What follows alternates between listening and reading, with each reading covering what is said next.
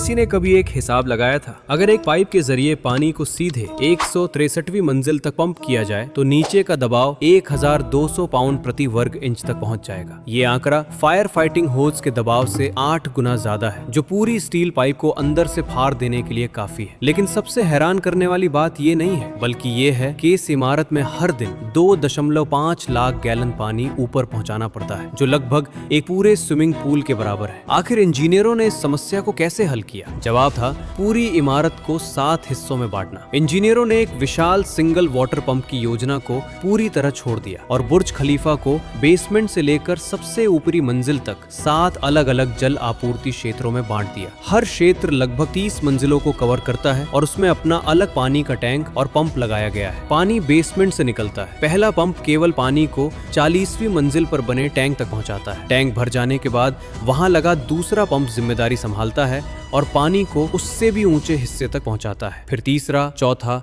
और बाकी पंप इसी तरह काम करते हैं। ये बिल्कुल जमीन से बादलों तक चलने वाली एक रिले रेस की तरह है। हर पंप केवल 30 मंजिलों के दायरे में काम करता है, इसलिए उस पर पड़ने वाला दबाव हमेशा सुरक्षित सीमा के अंदर रहता है। पाइपलाइन सुरक्षित रहती है, गलियारों में कहीं फव्वारे नहीं फूटते और हर दिन 2.5 लाख गैलन पानी आराम से 163वीं मंजिल तक पहुंच जाता है। लेकिन पानी को ऊपर पहुंचा देना ही काफी नहीं है, उसे नीचे भी आना होता है। आपको लग सकता है कि पानी को नीचे बहाना दुनिया का सबसे आसान काम है, लेकिन 163 मंजिल की ऊंचाई पर गुरुत्वाकर्षण इसे एक असली आपदा में बदल सकता है। जब गंदा पानी सबसे ऊपर से नीचे गिरता है तो उसकी रफ्तार लगातार बढ़ती जाती है। जब ये तेज रफ्तार पानी की धारा सबसे नीचे पहुंचती है और अचानक उसे सीधी दिशा से मोड़कर क्षैतिज दिशा में भेजा जाता है तो वो आसानी से नहीं रुकती। इसके बजाय एक भौतिक घटना पैदा होती है जिसे हाइड्रोलिक जंप कहा जाता है। इस दौरान दबाव अचानक कई गुना बढ़ जाता है और एक प्रेशर वेव ऊपर की तरफ धक्का मारती हुई पूरे पाइप सिस्टम को झकझोर देती है। अगर इंजीनियरों ने इसके लिए खास डिजाइन न बनाया होता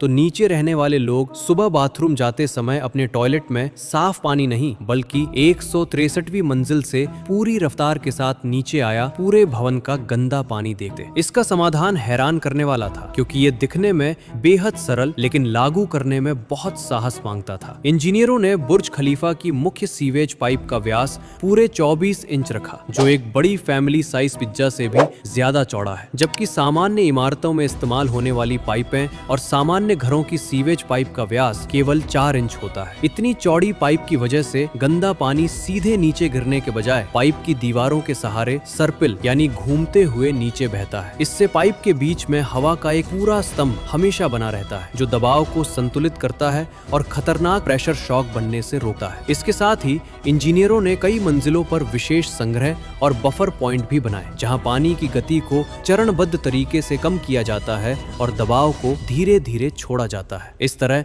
गंदा पानी आखिरकार सुरक्षित और स्थिर रूप से सबसे नीचे पहुंच जाता है। लेकिन इसके बाद जो हुआ वो इस इमारत के इतिहास की सबसे अजीब घटनाओं में से एक था। जब बुर्ज खलीफा बनकर खुला तब दुबई का भूमिगत सीवेज नेटवर्क अभी पूरा नहीं हुआ था। 2000 के दशक के मध्य में पूरा दुबई निर्माण कार्यों की दौड़ में लगा हुआ था। हर दिशा में निर्माण क्रेन दिखाई देती थी और शहर का कर्ज इतना बढ़ चुका था कि बुनियादी भूमिगत ढांचे पर पर्याप्त ध्यान देना संभव नहीं था। नतीजा ये हुआ कि दुनिया की सबसे ऊंची इमारत हर दिन पैदा होने वाले अपने गंदे पानी को कहीं भेज ही नहीं सकती थी। इसलिए एक अविश्वसनीय दृश्य देखने को मिलता था। इस विशाल गगनचुंबी इमारत का सीवेज निपटाने का काम नारंगी रंग के टैंकर ट्रकों के एक बेड़े के भरोसे था। हर सुबह ये ट्रक समय पर टावर के नीचे पहुंचते, वैक्यूम पंप की मदद से पूरी रात में जमा हुए गंदे पानी को निकालते और फिर भरे हुए टैंकरों को लेकर रेगिस्तान के रास्ते दूर स्थित सीवेज ट्रीटमेंट प्लांट तक जाते। 21वीं सदी का सबसे उन्नत इंजीनियरिंग चमत्कार ट्रकों के सहारे चल रहा था। ये हैरान करने वाली स्थिति पूरे 3 साल तक बनी रही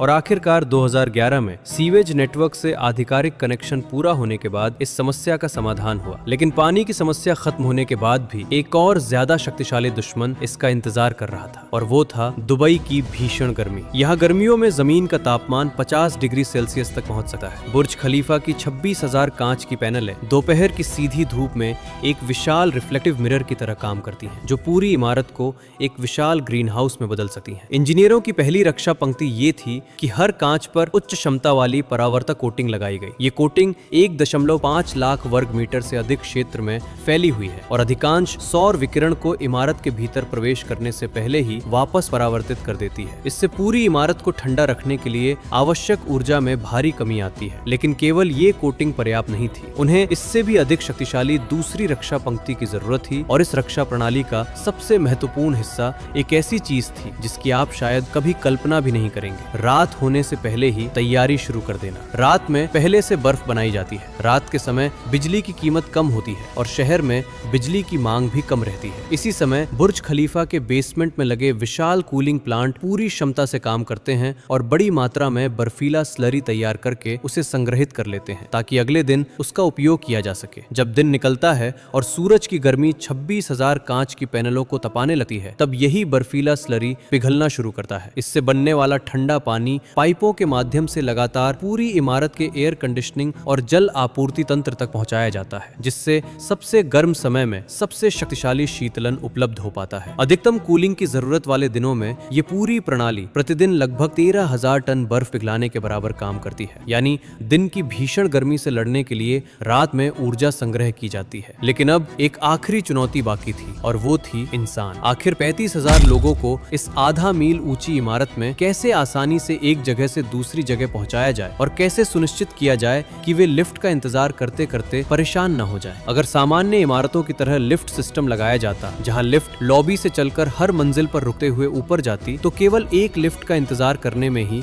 20 मिनट तक लग सकते थे। ऊपरी मंजिलों पर पहुंचते पहुंचते खाली लिफ्टें और भी कम हो जाती और पूरा सिस्टम जल्दी ही ठपड़ जाता। इसलिए इंजीनियरों ने लिफ्टों को 2 अलग अलग श्रेणियों में बांट दिया, एक्सप्रेस लाइन और लोकल लाइन। इसका डिजाइन बिल्कुल किसी बड़े शहर के परिवहन नेटवर्क जैसा था। जैसे एक्सप्रेसवे हर चौराहे पर नहीं रुकता और लंबी दूरी तेजी से तय कराता है, फिर यात्री आगे की यात्रा के लिए स्थानीय सड़क का उपयोग करते हैं, उसी तरह बुर्ज खलीफा की हाई स्पीड लिफ्टें बीच की किसी भी मंजिल पर नहीं रुकती। वे यात्रियों को सीधे 43वीं, 76वीं और 123वीं मंजिल पर बने 3 स्काई लॉबी तक पहुंचाती हैं। वहां से यात्री आसपास की मंजिलों को कवर करने वाली लोकल लिफ्टों में बदलते हैं और अपनी अंतिम मंजिल तक पहुंचते हैं। पूरी यात्रा आमतौर पर 2 मिनट से भी कम समय में पूरी हो जाती है। इस तरह 35,000 लोगों के रोजाना के वर्टिकल ट्रांसपोर्टेशन की समस्या को हाईवे जैसी सोच वाले एक सिस्टम ने पूरी तरह हल कर दिया। बुर्ज खलीफा की हर चुनौती डोमिनो की कतार की तरह थी। एक समस्या हल होती तो अगली सामने आ जाती। पानी, सीवेज, गर्मी और लोगों की आवाजाही, हर चुनौती के पीछे